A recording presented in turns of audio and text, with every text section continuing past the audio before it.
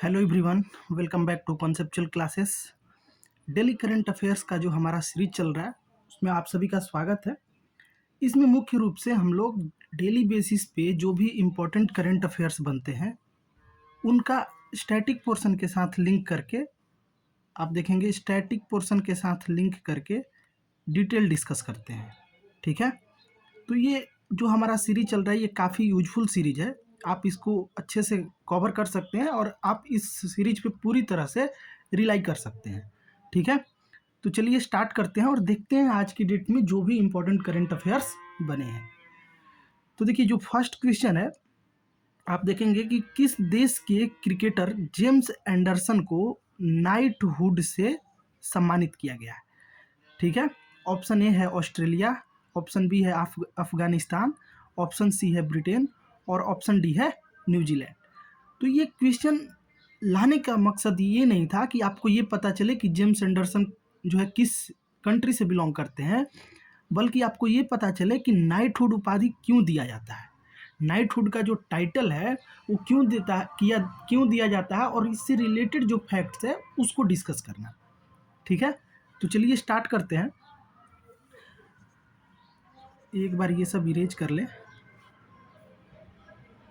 Okay, यहाँ rough page है तो यहीं डिस्कस कर लेते हैं। देखिए, जो नाइटहुड है,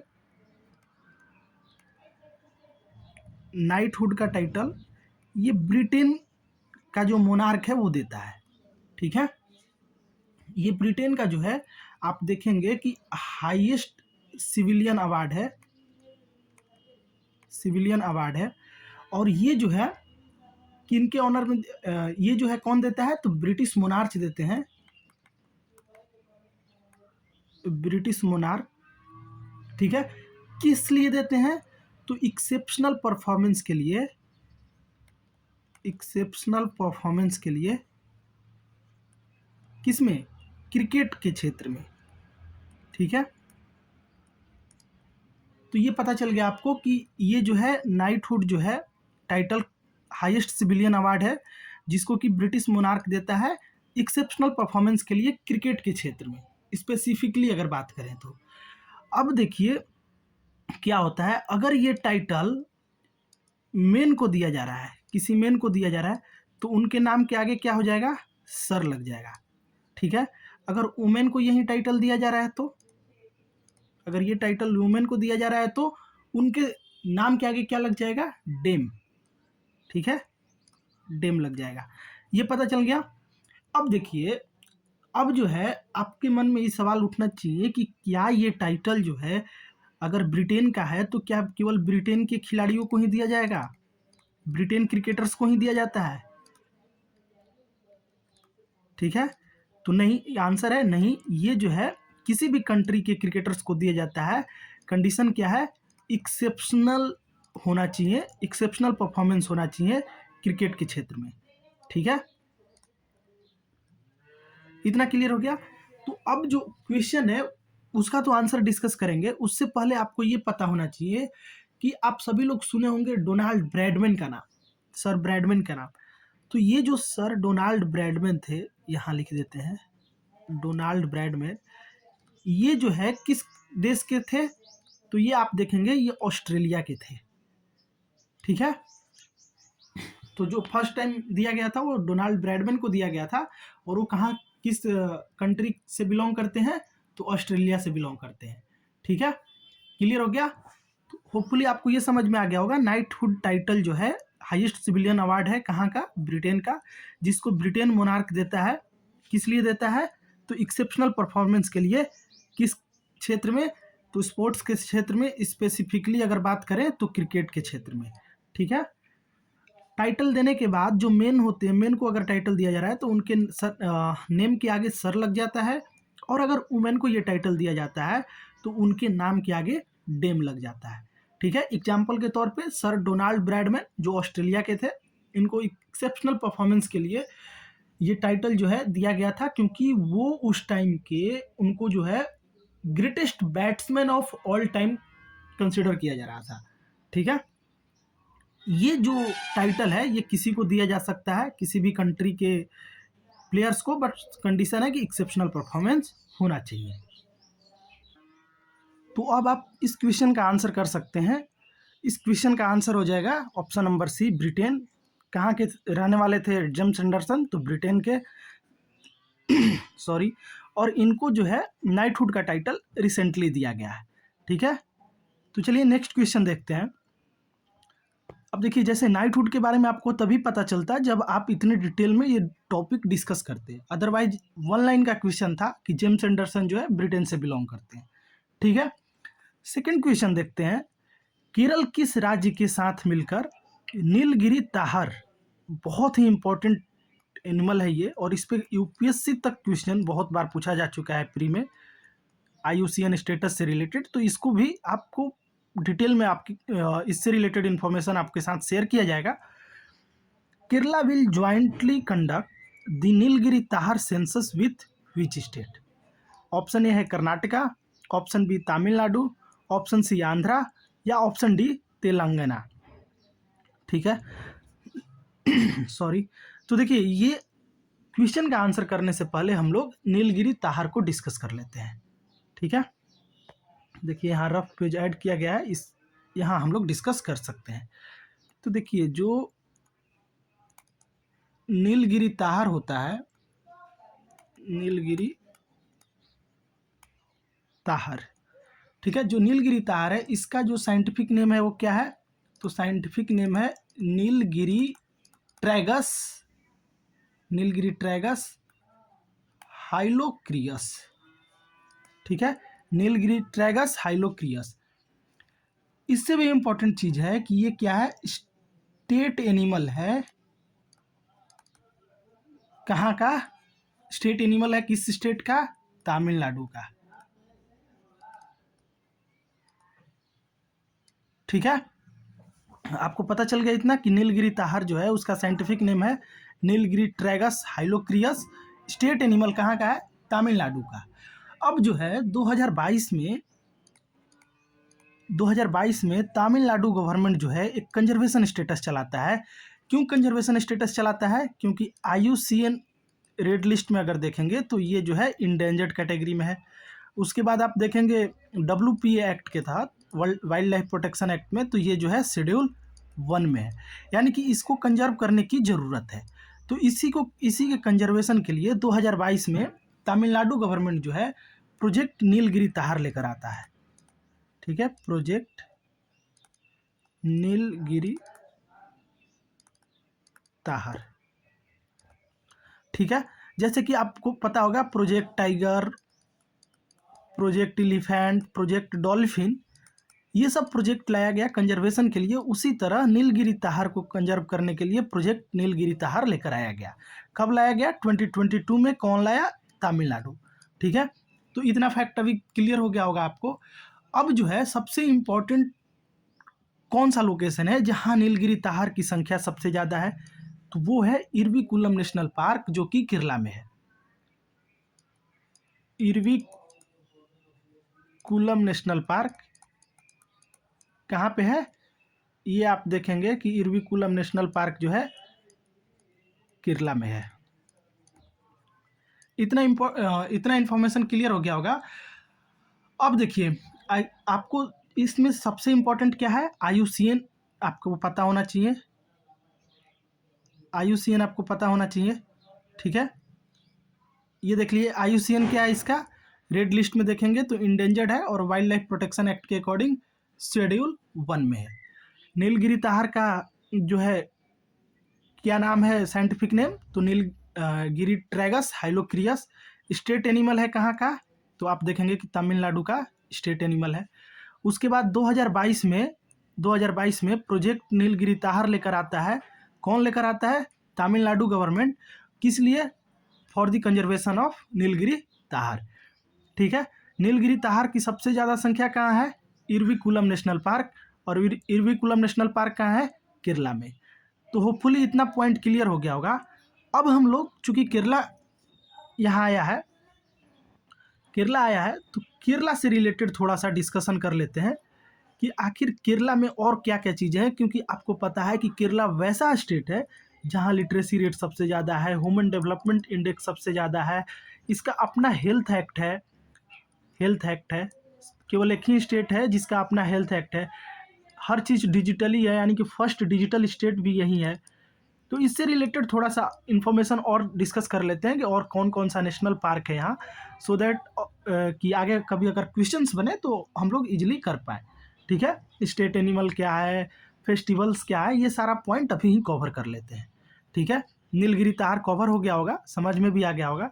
अगर आपको ये पॉइंट अच्छा लग रहा है या फिर काम का लग रहा है तो आप जो है नोट्स भी कर सकते हैं, या फिर ये सारे पॉइंट्स आप हमारे टेलीग्राम चैनल से उठा सकते हैं। ठीक है, तो चलिए अब केरला के बारे में थोड़ा सा डिस्कस कर लेते हैं।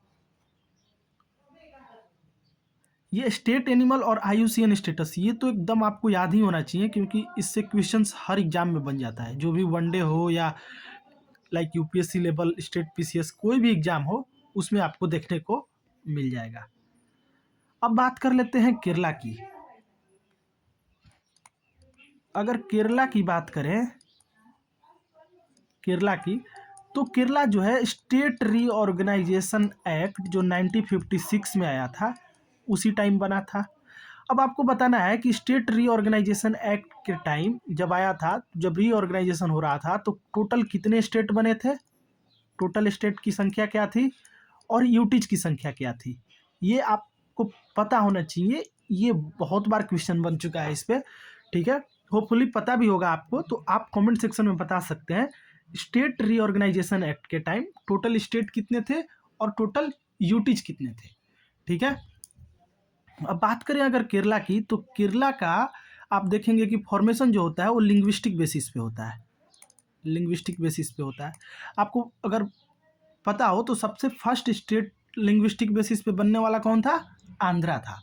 ठीक है, आपको इसके बारे में देखेंगे कि कैसे 3 कमेटी बनता है, जेबीपी कमेटी, धार कमेटी, फजल अली कमेटी, और फजल अली के लाइक जो रिकमेंडेशन देते हैं उसके बाद किस तरह से फॉर्मेशन होता है, ये पार्ट हम लोग पॉलिटी में डिस्कस कर लेंगे। ठीक है, तो लिंग्विस्टिक स्टेट बनता है, और मलयालम स्पीकिंग लैंग्वेज जो है वहाँ का मलयालम स्पीकिंग है।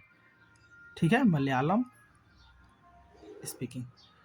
ठीक है, अब देखिए वहाँ का लिटरेसी रेट क्या है, 96.2% ये लिटरेसी रेट है, जो कि सबसे ज़्यादा है, हाईएस्ट है इंडिया में।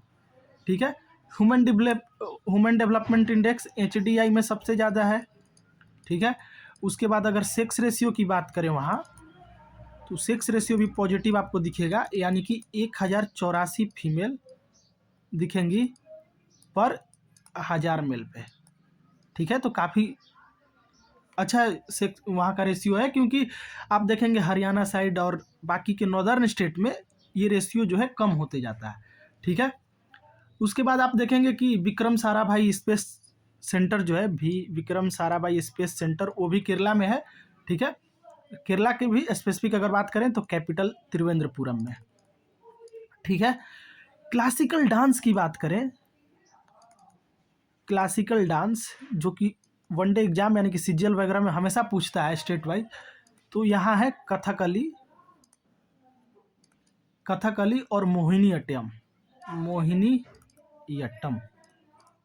अब एक और क्वेश्चन आप लोग बताइए, मोहिनीअट्टम से कोई एक फेमस पर्सनालिटी का नाम बताइए कमेंट सेक्शन में।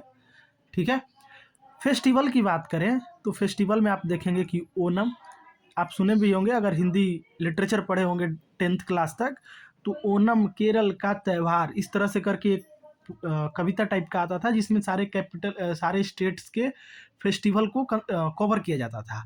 तो ओनम एक हो गया, उसके बाद आप देखेंगे विशु है, विशु, उसके बाद त्रिशूर पूरम, त्रिशूर पूरम। ठीक है, तो ये फेस्टिवल हो गया। वहाँ एक बोट रेस भी होता है जिसको कि नेहरू ट्रॉफी के नाम से जाना जाता है, नेहरू ट्रॉफी। ठीक है, ये बोट रेस वाला मैं इमेज लेकर नहीं आया हूँ, वरना दिखाते, बहुत ही अच्छा देखने में लगता है, बोट के बीच में रेसिंग होता है। ठीक है, और इसको नेहरू ट्रॉफी के नाम से जाना जाता है। ठीक है, अब इसके अलावा अगर और बात कर लें कि वहाँ जो है इरविकुलम नेशनल पार्क तो एक देख लिए, उसके अलावा आप देखेंगे इरविकुलम नेशनल पार्क के अलावा वहाँ क्या है, साइलेंट वैली नेशनल पार्क। ठीक है। उसके बाद Periyar tiger reserve, Periyar tiger reserve.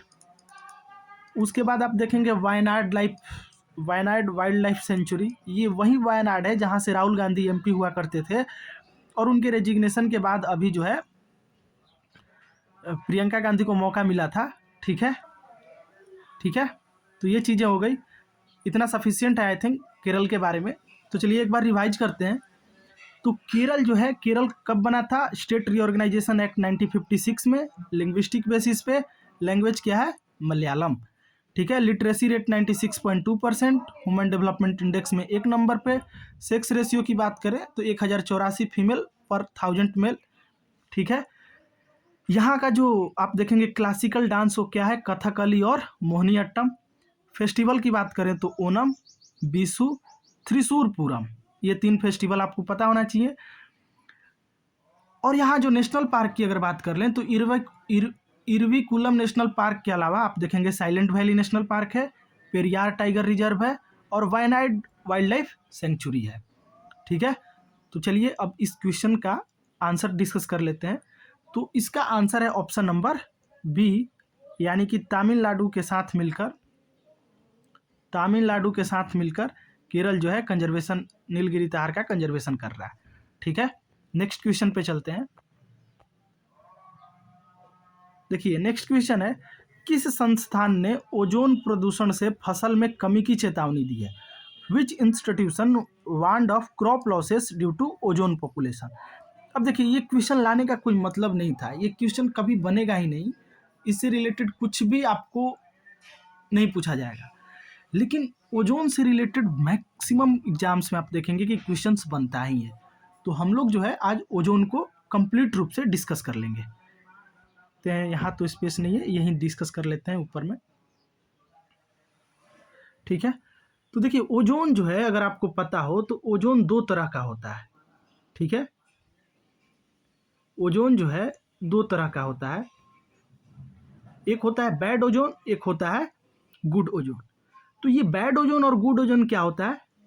तो अगर आप देखेंगे कि जो हम लोगों का अर्थ एटमॉस्फेयर है उसमें अप टू 10 किलोमीटर ट्रोपोस्फेयर होता है, और उसके ऊपर क्या होता है? स्ट्रेटोस्फेयर। ठीक है। देखिए डिस्कस करते हैं थोड़ा अच्छे से इसको। तो देखिए स्ट्रेटोस्फेयर जो है, स्ट्रेटोस्फेयर ये जो है आपको देखने को मिलेगा कहाँ से? 10 से 50 किलोमीटर एबव। ठीक है, एबव अर्थ। ये हो गया 10 से 50 किलोमीटर एबव अर्थ स्ट्रेटोस्फेयर। यहाँ क्या होता है? यहाँ जो है आपको गुड ओजोन देखने को मिलेगा, गुड ओजोन। और गुड ओजोन क्यों? क्योंकि ये जो है यूवी रेज से प्रोटेक्ट करता है, और इसी ओजोन लेयर में डिप्लीशन स्टार्ट हो गया है। ठीक है। और ये डिप्लीशन क्यों हो रहा है? तो CFCS जो क्लोरोफ्लोरोकार्बन्स थे, और आप देखेंगे कि HCFCS से, यानी कि हाइलोक्लोरोफ्लोरो जो कार्बन्स है इन सब के तहत। तो हम लोग देखेंगे कि कैसे जो है CFCS को हम लोग 2016 आई थिंक उसके आसपास जो है फेज आउट कर दिए थे। ठीक है। जो CFCS है फेज मतलब 2010 आई थिंक 2010 में CFCS को हम लोग फेज आउट कर दिए थे, और हमारा टारगेट है कि 2030 तक हाइलोक्लोरोफ्लोरोकार्बन को भी फेज आउट कर दें। ठीक है। तो थोड़ा सा पहले देख लेते हैं, फिर देखेंगे कि ये लाइक फेज आउट और फेज डाउन क्या होता है। ठीक है। अब इसी तरह ये तो गुड ओजोन की बात हो गई। अब एक होता है ट्रोपोस्फेयर, ट्रोपोस्फेयर जो कि 10 किलोमीटर एबव होता है, अप टू 10 किलोमीटर में। यहाँ जो है क्या है? बैड ओजोन होता है, या फिर पॉल्यूटेंट उसको बोल सकते हैं। ठीक है। अब बैड क्यों होता है? क्योंकि यहाँ जो है ये जो है सेकेंडरी पॉल्यूटेंट का काम करता है, सेकेंडरी पॉल्यूटेंट का काम करता है, पॉल्यूटेंट का काम करता है। अब आप देखेंगे इसमें नॉक्स हो जाता है, नाइट्रोजन ऑक्साइड वाला, NO2 N2O ये सब। ठीक है। उसके बाद आपको ये वोलेटाइल ऑर्गेनिक कंपाउंड्स और सनलाइट के प्रेजेंस में यहाँ केमिकल रिएक्शन होता है जिससे कि ओजोन बनता है। अगर आप कहें तो मैं वो मतलब हम लोग वो इक्वेशन भी डिस्कस कर लेंगे जिसमें कि ये क्या होता है, ये फॉर्मेशन होता है। ठीक है। हालांकि उसका काम नहीं है तो उसको हम लोग स्किप कर सकते हैं, ठीक है। अब देखिए भारत की तरफ से या वर्ल्ड लेवल पर इसको कंजर्व करने के लिए, यानी कि जो गुड एजोन है वो डिप्लीट ना करे, इसके लिए कुछ यू कैन से कि अमेंडमेंट किया गया टाइम टू टाइम। तो थोड़ा सा इरेज करना होगा, या फिर एक सेकेंड इसको छोटा कर लेते हैं, ठीक है। तो आप देखेंगे कि मॉन्ट्रियल प्रोटोकॉल आता है, सबसे पहले मॉन्ट्रियल प्रोटोकॉल आता है। अरे यार 1 सेकेंड,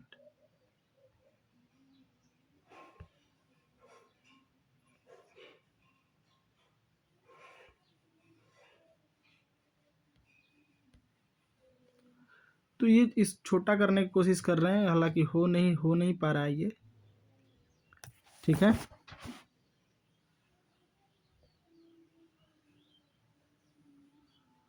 छोड़िए, इरेजिंग कर देते हैं इसको। पहले एक बार रिवाइज कर लेते हैं। स्ट्रेटोस्फेयर में गुड ओजोन होता है, 10 से 15 किलोमीटर इसका जो है रेंज होता है।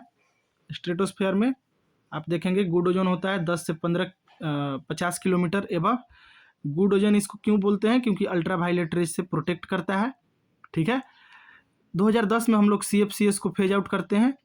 हमारा टारगेट है HCFC को 2030 तक फेज आउट करने के लिए, ठीक है।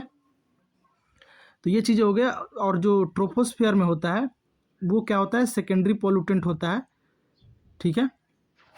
ये ड्रैग क्यों हो रहा है? एक सेकेंड इसको,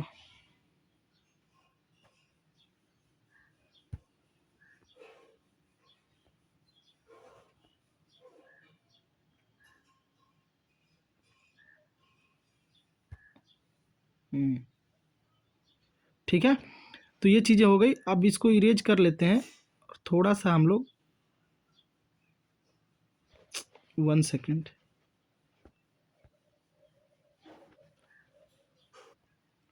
इसको थोड़ा सा इरेज करने में इशू हो रहा है,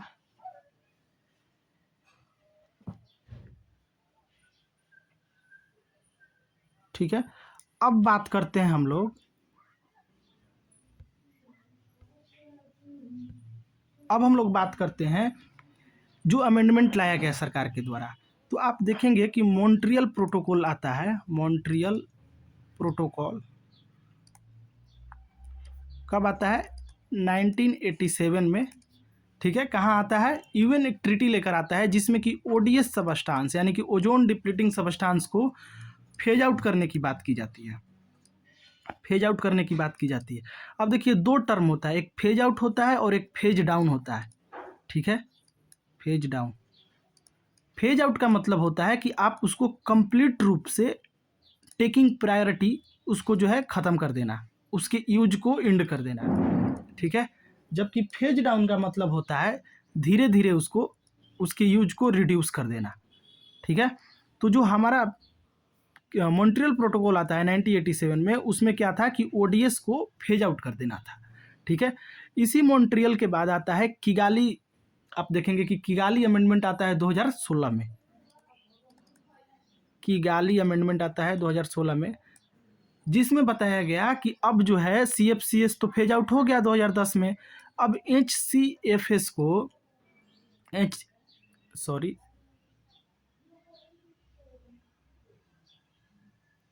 ठीक है। तो अब बात किया गया कि मतलब हाइलोफ्लोरोकार्बन्स HFCS को जो है क्या करना है? फेज डाउन करना है, फेज डाउन करना है, ठीक है। तो ये बोला गया 2016 के किगाली अमेंडमेंट में, ठीक है। और टारगेट हमारा क्या है? 2030 तक इसको फेज आउट कर देना, फेज आउट कर देना, ठीक है। तो इतना क्लियर हो गया, ये सब थोड़ा बहुत पता होना चाहिए। उसके बाद अगर और इससे रिलेटेड देखें तो ODS जो अभी हम लोग डिस्कस किए, ODS में आपको क्या ध्यान रखना है? ODS में आपको ध्यान रखना है CFCS, उसके बाद HFCS, ठीक है। उसके बाद इसी को हैलोन्स बोलते हैं, हैलोन्स, जो कि रेफ्रिजरेटर में और एक्सटिंग्यूजर में काफ़ी लार्ज स्केल पे यूज होता है, ठीक है। ये हो गया। अगर आपको पता हो तो ओजोन कंसंट्रेशन का मेजरमेंट हम लोग कैसे करते हैं, ये इंपॉर्टेंट है, यहाँ से क्वेश्चन बन सकता है।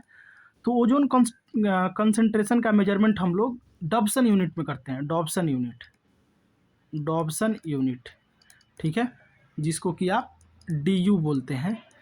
और इसमें भी एक इम्पॉर्टेंट चीज़ है कि अगर आपका डॉब्सन यूनिट का वैल्यू 300 के आसपास है तो नॉर्मल है, ठीक है। लेकिन अगर डॉब्सन यूनिट लेस देन 220 है, दैट मीन्स कि ओजोन होल हो चुका है, ठीक है, क्लियर।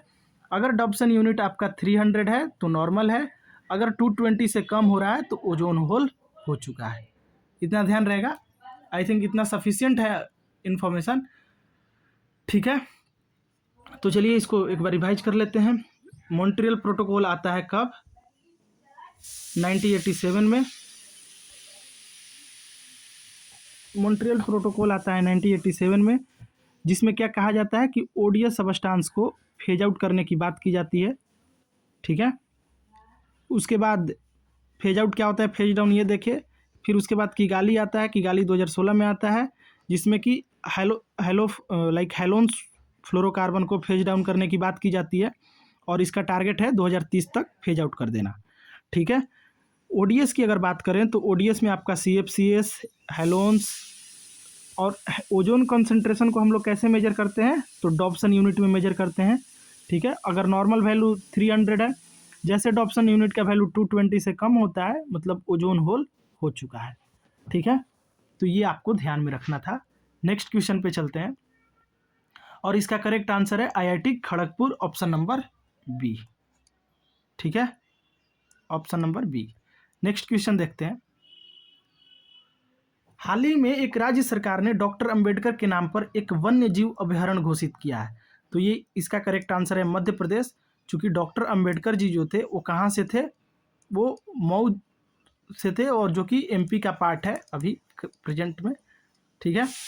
डॉक्टर अंबेडकर से रिलेटेड एक सेपरेट वीडियो हम लोग आज अपलोड कर देंगे, सेपरेट वीडियो। इसके अलावा इनसे रिलेटेड जितने भी PYQs हैं उसका भी एक वीडियो जाएगा, तो ये आप ज़रूर देखिएगा, काफ़ी यूजफुल होगा। और एक ही वीडियो में आप डॉक्टर अंबेडकर से रिलेटेड सारी फैक्ट्स, लाइक क्या उनका जो था पॉलिटिकल पार्टी, किस किस पॉलिटिकल पार्टी से एसोसिएशन था, दलित के लिए कौन कौन सा उन्होंने आंदोलन किया था, उसके बाद कैसे गांधी इरविन पैक्ट होता है, ये सारी चीज़ें हम लोग उसमें डिस्कस करेंगे, ठीक है। तो चलिए नेक्स्ट क्वेश्चन देखते हैं। थोड़ा सा आज ये ड्रैग पता नहीं क्यों इतना फास्ट हो जा रहा है, ठीक है। तो आप देखिए, हर्ट लैम्प पुस्तक को किस पुरस्कार के लिए शॉर्टलिस्ट किया गया है? Which award has the book heart lamp has been shortlisted for? Sahitya Akademi, Man Booker, Jnanpith या पुलतीजर, ठीक है। ये थोड़ा सा देख लेते हैं स्पेस है कि नहीं, चलिए स्पेस है, डिस्कस कर लेते हैं सारे अवार्ड्स के बारे में, क्योंकि थोड़ा बहुत एटलीस्ट आइडिया होना चाहिए। तो देखिए जो हर्ट लैम्प है, पहले इसके बारे में डिस्कस कर लेते हैं कि ये है क्या। हर्ट लैम्प क्या है? ये कलेक्शन है किसका? शॉर्ट स्टोरीज का, शॉर्ट स्टोरीज का, शॉर्ट स्टोरीज का क्या है? कलेक्शन है। कौन लिखे हैं इसको? तो ये जो बुक लिखा गया है वो एक कन्नड़ पोएट,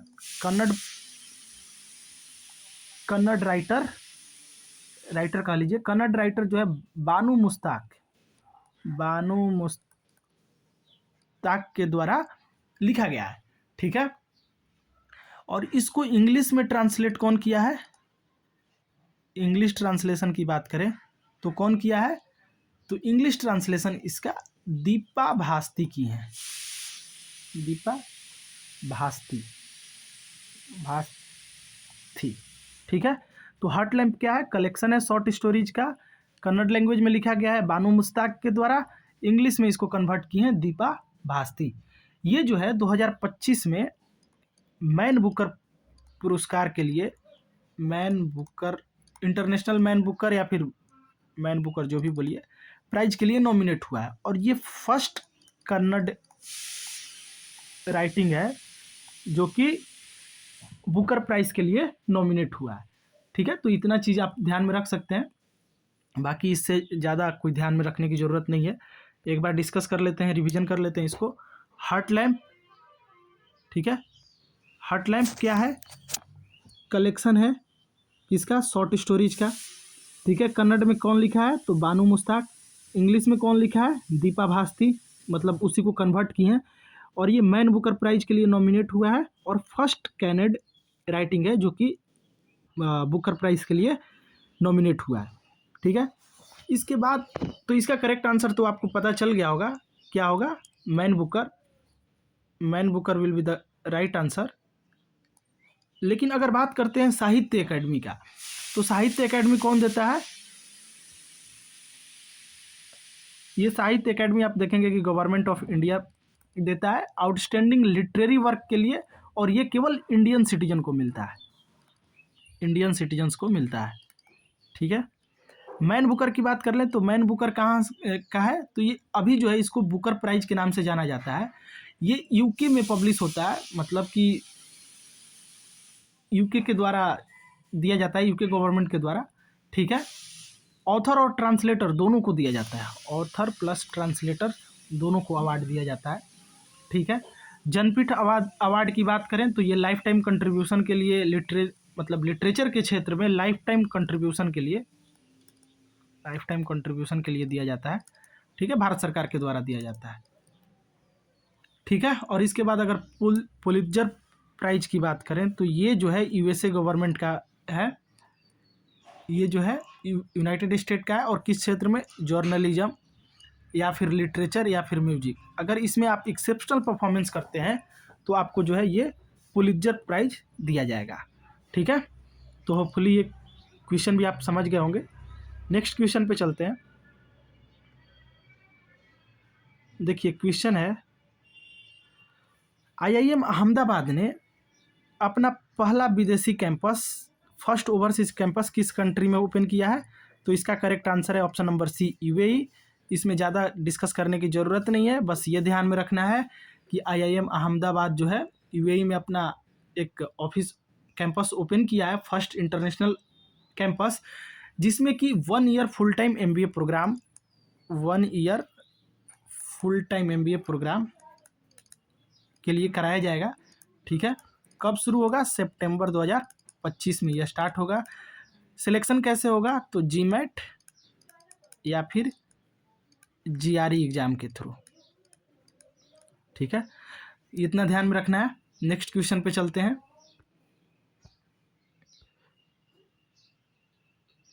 नेक्स्ट क्वेश्चन है, किस अफ्रीकी देश ने आईएसए के साथ सीपीएफ समझौता पर हस्ताक्षर किया है, which African country has signed CPF agreement with ISA. अब देखिए यहाँ दो टर्म आ रहा है, एक तो सीपीएफ यानी कि कंट्री पार्टनरशिप फ्रेमवर्क, और एक आईएसए यानी कि international solar organisation, international solar association बोल लीजिए उसको, या अलायंस बोल लीजिए, अलायंस बोल लीजिए। ठीक है, तो हम लोगों को दो टर्म के बारे में पता होना चाहिए, एक आईएसए और एक सीपीएफ। ठीक है, इसका करेक्ट आंसर वैसे आप देखेंगे तो मॉरिशस हो जाएगा। मॉरिशस जो है फर्स्ट अफ्रीकन कंट्री है जो सीपीएफ अग्रीमेंट साइन किया है आईएसए के साथ। ठीक है, देखते हैं स्पेस है क्या, नहीं है।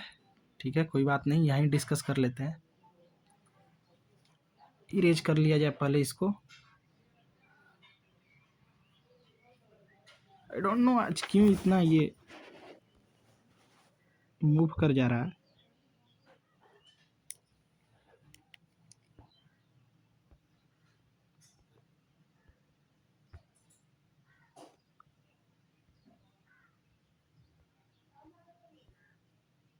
ठीक है, तो यहाँ आज हम लोग डिस्कस करेंगे पहले आईएसए के बारे में। ISA international solar alliance, ISA कब बनता है, 2015 में।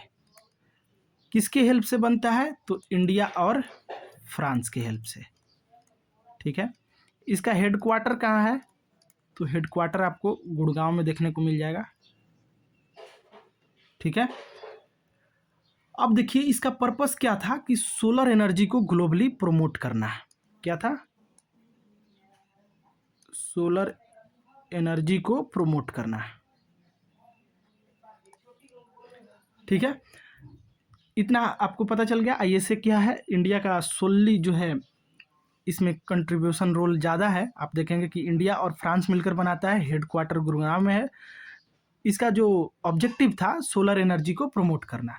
अगर सीपीएफ की बात करें, मतलब country partnership framework, country partnership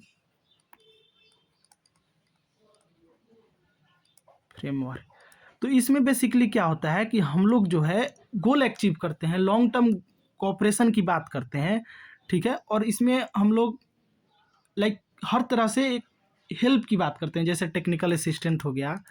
उसके बाद आप देखेंगे फिनांस मोबिलाइजेशन की बात होती है, कैपेसिटी बिल्डिंग की बात होती है। यानी कि सीपीएफ क्या है, एक कंट्री पार्टनरशिप फ्रेमवर्क है लॉन्ग टर्म के लिए, जहाँ पे हम लोग solar energy deployment, technical assistant, financial mobilisation, capacity building, हर तरह से अपने ऑब्जेक्टिव को अचीव करने के लिए इस कंट्री को मदद करते हैं, ठीक है। इसमें अब कौन कौन सा एरिया कवर किया गया है, तो rooftop solar system, rooftop solar system, rooftop solar system. उसके बाद सोलर पावर्ड आप देखेंगे जो वाटर पंपिंग सिस्टम होता है उससे, फिर ग्रीन हाइड्रोजन की बात की गई है, फ्लोटिंग सोलर सिस्टम की बात की गई है, फ्लोटिंग सोलर सिस्टम की बात की गई है, ठीक है। तो ये सारी चीज़ें इसमें डिस्कस किया गया है। अब देखिए सीपीएफ साइन करने वाला, यहाँ देख लेते हैं, सीपीएफ साइन करने वाला जो मॉरिशस है वो 4th कंट्री बन गया है। यानी इससे पहले 3 कंट्री हैं, कौन कौन है, तो इससे पहले आप देखेंगे कि बांग्लादेश है, बीजी लिख देते हैं, बांग्लादेश, भूटान है और क्यूबा है। यानी कि और ये चौथा कौन सा हो गया, मॉरिशस। तो ये 4 कंट्री हैं जो अब तक सीपीएफ साइन कर चुके हैं, ठीक है। रिवाइज कर लेते हैं। रिवाइज आप करेंगे तो इसमें आप देखेंगे कि जो आईएसए है, ये आईएसए 2015 में बनता है। कैसे बनता है, इंडिया और फ्रांस के हेल्प से। हेडक्वार्टर कहाँ है, गुड़गांव, ठीक है। इसका ऑब्जेक्टिव क्या था, सोलर एनर्जी को प्रमोट करना, ठीक है। सीपीएफ की बात करें तो सीपीएफ क्या है, कंट्री पार्टनरशिप फ्रेमवर्क। इसमें क्या है, आप देखेंगे कि हर तरह से हेल्प किया जाता है, टेक्निकल असिस्टेंस, फाइनेंस मोबिलाइजेशन या फिर कैपेसिटी बिल्डिंग पे, ठीक है। ये आज ड्रैग क्यों इतना हो रहा है, आज थोड़ा इशू हो रहा है, तो आप लोग इसको कोऑपरेट कर लीजिएगा, थोड़ा सा पता नहीं क्यों ये इशू हो रहा है, ठीक है। सीपीएफ में आप देखेंगे कि किस पे फोकस किया गया है, रूफटॉप पे। उसके बाद आप देखेंगे कि फ्लोटिंग सोलर सिस्टम पे या ग्रीन हाइड्रोजन पे। सीपीएफ ज्वाइन करने वाला ये 4th कंट्री है। इससे पहले आप देखेंगे बांग्लादेश, भूटान और क्यूबा, ये लोग ज्वाइन कर चुके हैं, ठीक है। तो नेक्स्ट क्वेश्चन पे चलते हैं। नेक्स्ट क्वेश्चन है, किस राज्य में मछली पकड़ने पे 61 दिन का प्रतिबंध, 61 दिन का 61 दिन का प्रतिबंध लगाया गया है, कौन सा वो कंट्री है, राज्य है, तो इसका करेक्ट आंसर है option number C, Puducherry, Karaikal और यनम, ठीक है। तो थोड़ा सा इसके बारे में भी डिस्कस कर लेते हैं, अगर पेज ओपन हाँ दिया हो, चलिए यहाँ डिस्कस कर लेते हैं, ठीक है। तो सबसे पहले आपको ये पता होना चाहिए कि पुडुचेरी जो था, पुडुचेरी ये जो है फ्रेंच कॉलोनी था। क्या था, फ्रेंच कॉलोनी था, फ्रेंच का इस पे जो है कंट्रोल था। और ये 4 डिस्ट्रिक्ट से मिलकर बना है। एक हो गया पुडुचेरी, उसके बाद कराईकल, यनम और माहे। ये 4 डिस्ट्रिक्ट से मिलकर, और चारों का लोकेशन देखेंगे आप तो वेरिएशन है, कुछ वेस्ट में है कुछ ईस्ट में है, ठीक है। अब देखिए ये जो है इस पे आप देखेंगे कि जो क्या था, फ्रेंच कॉलोनी था, फ्रेंच कॉलोनी, ये ऑफिशियली कब इसको देकर जाता है भारत सरकार को, तो आप देखेंगे कि 1954 में, 1954 में डी फैक्टो का मतलब होता है अनऑफिशियली, मतलब बिना लॉ के, ऐसे नॉर्मली जो है इंडियन गवर्नमेंट को दे देता है। लेकिन 1962 में क्या होता है, इसको डी ज्यूरे के थ्रू, डे ज्यूरे मतलब बाय लॉ, डे जूरे का मतलब GURE, इसका मतलब होता है बाय लॉ, लॉ के तहत ये इंडिया में मर्ज हो जाता है 1962 में। ठीक है, ये पुडुचेरी एक ऐसा यूटीज है जहाँ पे असेंबली है, यहाँ जो है इलेक्शन होता है और यहाँ CM इलेक्ट होते हैं। इसके अलावा दिल्ली है और JNK है।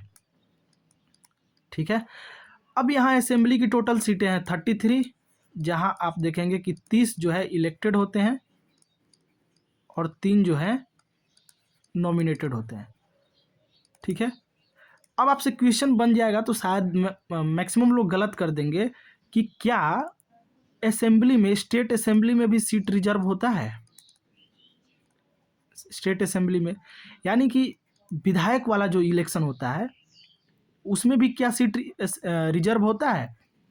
तो अब आपको आइडिया लग गया होगा कि हाँ, सीट रिजर्व होता है। जैसे तमिलनाडु में भी है कुछ, हम लोग के साइड नहीं है, नॉर्थ इंडिया में नहीं दिखेगा आपको, लेकिन होता है। ठीक है, तो ये हो गया इसका पुडुचेरी से रिलेटेड। आपको बेसिक फैक्ट जो पता होनी चाहिए था वो डिस्कस किए हम लोगों ने। फ्रेंच कॉलोनी था। ठीक है, ये क्यों ड्रैग हो रहा है, समझ में नहीं आ रहा है। फ्रेंच कॉलोनी था 1954 में, ये जो है देकर चला जाता है, लेकिन 1962 में बाय लॉ इसको शामिल किया जाता है। यहाँ असेंबली की टोटल जो है 33 सीट्स है, जिसमें 30 इलेक्टेड है और 3 नॉमिनेटेड है। 4 डिस्ट्रिक्ट से मिलकर बना है, पुडुचेरी, कराईकल, यनम, माहे। स्टेट असेंबली में सीट रिजर्व होता है। ठीक है, तो ये आपका हो गया क्वेश्चन नंबर कौन सा, 8। अब 9 देख लेते हैं। स्कॉच पुरस्कार, अभी आप देखेंगे कि पूरा इसका एडवर्टाइजमेंट चल रहा है स्कॉच पुरस्कार का। स्कॉच पुरस्कार 2025 जो है किस राज्य की पुलिस को मिला है? तो ये उत्तर प्रदेश की पुलिस को मिला है। किस लिए मिला है?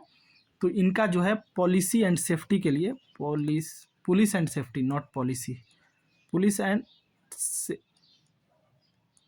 सेफ्टी के लिए कैटेगरी में आप देखेंगे कि इनका जो है इन्वेस्टिगेशन, प्रोसिक्यूशन और जो कन्विक्शन रेट है, कन्विक्शन पोर्टल है, उसके लिए स्कॉच पुरस्कार यूपी पुलिस को दिया गया है। ठीक है, नेक्स्ट क्वेश्चन देखते हैं। नेक्स्ट क्वेश्चन है ISSF वर्ल्ड कप 2025 में भारत किस स्थान पे रहा? तो इसका करेक्ट आंसर है, आप देखेंगे कि भारत जो है सेकंड पोजीशन पे था और फर्स्ट पोजीशन पे कौन था?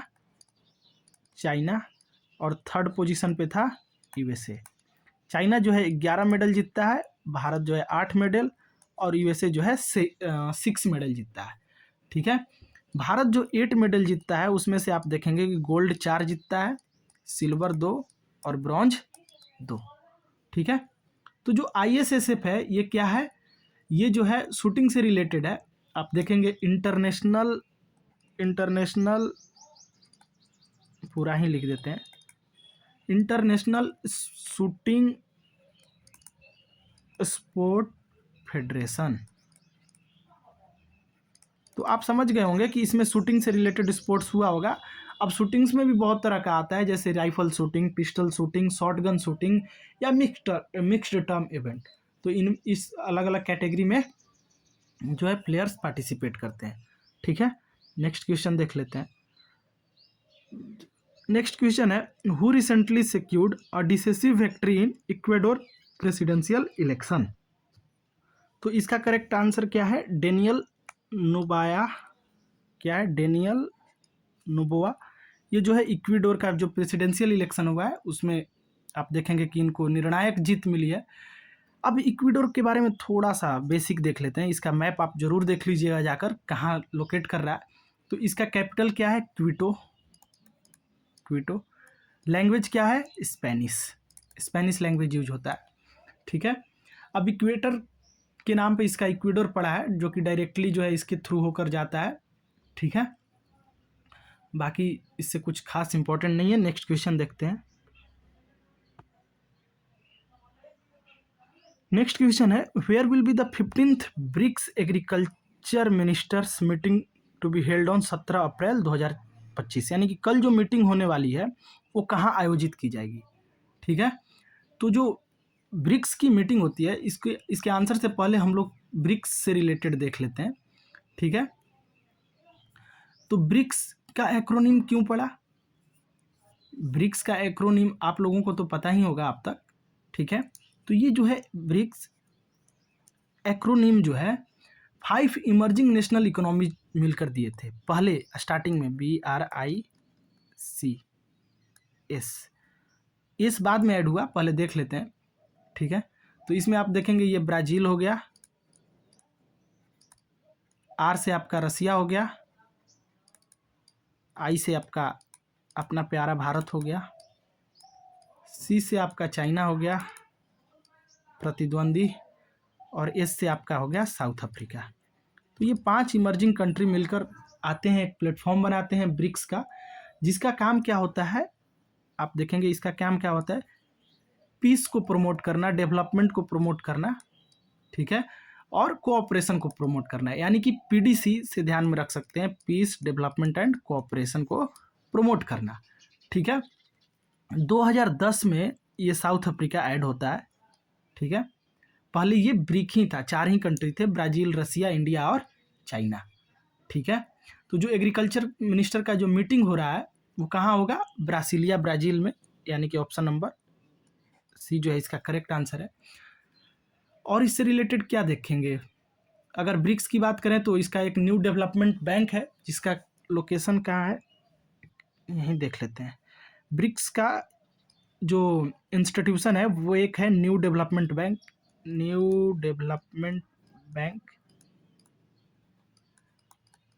NDB।